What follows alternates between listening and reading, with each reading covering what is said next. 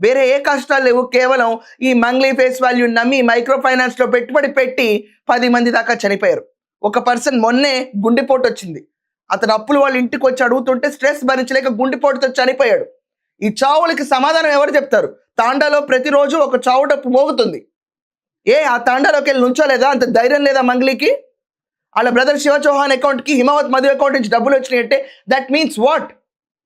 అతను చేసే వ్యాపారాలు ఈరోజు సిమెంట్ కంపెనీ పెట్టిస్తాము, దాని తర్వాత సుభిక్షేత్రాలో 150 గజాలు 100 గజాలు ప్లాట్లేసి అమ్ముతాము అని చెప్పి 16 ఎకరాలు తీసుకుని డెవలప్ చేస్తామని చెప్పి ఒక బోగస్ చేసిన దాంట్లో వీళ్ళ తమ్ముడికి డబ్బులు వెళ్ళి అంటే దట్ మీన్స్ వాట్?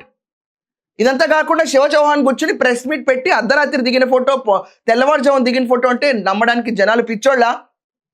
ఈరోజు తాండా నుంచి ఒక్క మనిషి కూడా వచ్చి ఒక్కళ్ళు కూడా ఆమెకి సంబంధించిన ఒక్కళ్ళు కూడా ఈమెకు సపోర్ట్గా రావట్లేదంటే ఆమె స్ట్రేచర్ ఎంత దిగజారిపోయిందో పబ్లిక్ అర్థం కావట్లేదా?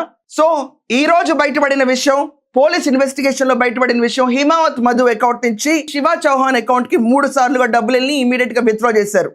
ఈ కేసు ఇన్వెస్టిగేషన్ చాలా స్లోగా వెళ్తుంది. దీంట్లో ఎంతమంది ఇన్వాల్వ్ అయ్యారో ఎవరికి అర్థం కావట్లేదు. బాధితులు ఇంతమంది చనిపోతున్నా కూడా ప్రభుత్వం స్పీడప్ చేయకుండా చాలా స్లోగా వెళ్తుందని నిరాశ ప్రతి ఒక్కళ్ళలోనూ ఉంది. అసలు మంగ్లీని ఎందుకు ఇన్వెస్టిగేట్ చేయరు? ఈ ప్రశ్న ప్రజల్లో నాంతుంది. సో మంగ్లీ అకౌంట్ బ్రదర్ అకౌంట్కి డబ్బులు వెళ్ళిందంటే మంగ్లీకి ఏం సంబంధం లేదా? ఏమనుకుంటారో మీ ఒపీనియన్స్ ఖచ్చితంగా రాయండి.